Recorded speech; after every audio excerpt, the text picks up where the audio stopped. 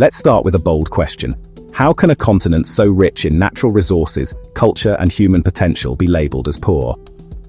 Africa is home to 30% of the world's mineral reserves, including vast quantities of gold, diamonds, and oil. Its fertile lands can feed the world, and its youthful population holds the promise of innovation and growth. Yet many nations struggle with poverty. For decades, people have pointed fingers at colonialism as the culprit.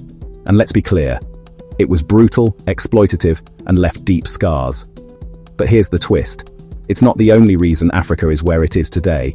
If colonialism were the sole cause, why have countries like Singapore, South Korea, and Malaysia thrived despite similar histories? Today, we're unpacking the complexities of why Africa remains economically challenged, and, more importantly, how it can break free from the cycle of poverty. Africa's wealth and colonial legacy. Africa has always been a land of abundance. Long before European colonization, African empires like Mali, Songhai, and Great Zimbabwe were centers of wealth, trade, and culture.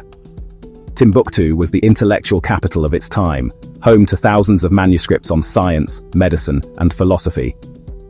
The Congo, meanwhile, was rich in copper and ivory, with a thriving local economy. Then came the colonial era. European powers divided Africa into territories during the infamous Berlin Conference of 1884-1885, claiming its resources and labor. Colonialism disrupted traditional governance systems, extracted wealth, and imposed artificial borders that still fuel conflict today. By the time African nations gained independence in the mid-20th century, they were left with weak institutions, underdeveloped infrastructure, and economies designed solely for the export of raw materials. But here's the thing. The last colonial rulers left decades ago. Countries like Singapore and Malaysia gained independence around the same time as many African nations. Today, they're thriving economically. So, what's the real story? The geography debate. Is Africa doomed by its land? Some experts argue that Africa's geography is to blame. Compared to Europe, Africa has fewer natural harbors, making trade more challenging. Most rivers on the continent, except for the Nile, don't connect directly to the oceans, complicating transport. Moreover, vast deserts like the Sahara and dense rainforests in the Congo Basin have historically limited communication and development, but geography isn't destiny. Take Botswana, a landlocked nation in southern Africa. Despite its geographical limitations, Botswana has achieved steady economic growth by managing its diamond resources wisely. Or consider Singapore, a small island nation with virtually no natural resources. Through innovation, trade, and good governance, it has transformed itself into a global economic hub. Geography can present challenges, but it's not an insurmountable obstacle. What really holds Africa back?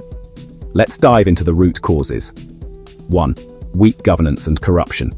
Poor leadership has plagued many African nations. Corruption siphons billions of dollars annually, money that could have been invested in education, infrastructure, and healthcare. Transparency International ranks several African nations among the most corrupt globally. Without accountability, development stalls. 2. Overdependence on raw material exports. Africa's economies are still designed for export. Oil, gold, cocoa, and coffee leave the continent in their raw form, only to return as expensive finished goods. This dependence exposes countries to volatile global markets and prevents value addition at home. For example, while Africa produces over 70% of the world's cocoa, the chocolate industry, dominated by Europe and North America, rakes in most of the profits. 3. Underdeveloped infrastructure. Poor roads, unreliable electricity, and limited access to clean water hinder economic activities. In sub-Saharan Africa, 600 million people lack electricity, and poor infrastructure adds 40% to the costs of goods. 4. Conflict and political instability. Wars, coups, and political unrest divert resources from development. Countries like Somalia and South Sudan have been locked in cycles of conflict, making progress almost impossible. 5. Education and skill gaps. Many African nations struggle to provide quality education. UNESCO estimates that over 20 million African children are out of school. Without skilled workers, industries can't grow. 6. Debt burdens and unfair trade practices. Heavy external debts and unfavorable trade terms keep Africa dependent on foreign aid. Structural adjustment programs imposed by global financial institutions in the 1980s further crippled economies. The impact of poverty in Africa today. Poverty affects every aspect of life in Africa. High child mortality rates, low life expectancy, hunger, and unemployment are common. Yet, the human cost is even greater. Generations of potential innovators, leaders, and creators are lost to poverty. But let's not forget Africa is also home to some of the most resilient, resourceful, and innovative people on the planet. The story doesn't have to end here. How Africa can break free from poverty. Here's the roadmap to a brighter future. 1. Good governance and accountability. Leaders must prioritize transparency, crack down on corruption, and invest in their people. 2. Diversifying economies. Africa must move away from raw material exports. Countries like Rwanda are leading the way, investing in technology and manufacturing. Ethiopia's textile industry is another success story, creating jobs and reducing dependency on imports. 3. Infrastructure development. Improved roads, railways, and power grids will boost trade and industry. The African Union's Agenda 2063 emphasizes infrastructure as a key to growth. 4. Education and skill development. Investing in education will equip the next generation with skills to compete globally. Countries like Kenya and Ghana are making strides in tech education. 5. Regional trade and integration. The African Continental Free Trade Area, AfCFTA, is a game changer. By removing trade barriers, African nations can trade more with each other, keeping wealth within the continent. 6. Empowering women and youth. Women and young people are Africa's greatest assets.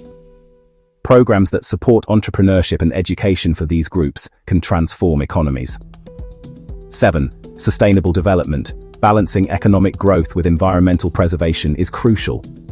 Africa's renewable energy potential is massive and untapped. Africa's challenges are significant, but they are not insurmountable. By addressing corruption, investing in infrastructure, and fostering innovation, the continent can break free from the chains of poverty. Africa's young population is its greatest asset, a generation ready to redefine what's possible. Let's continue this conversation. Share this video, drop your thoughts in the comments, and subscribe for more content on how Africa can rise to its full potential. Together, we can inspire change and build a brighter future for the continent.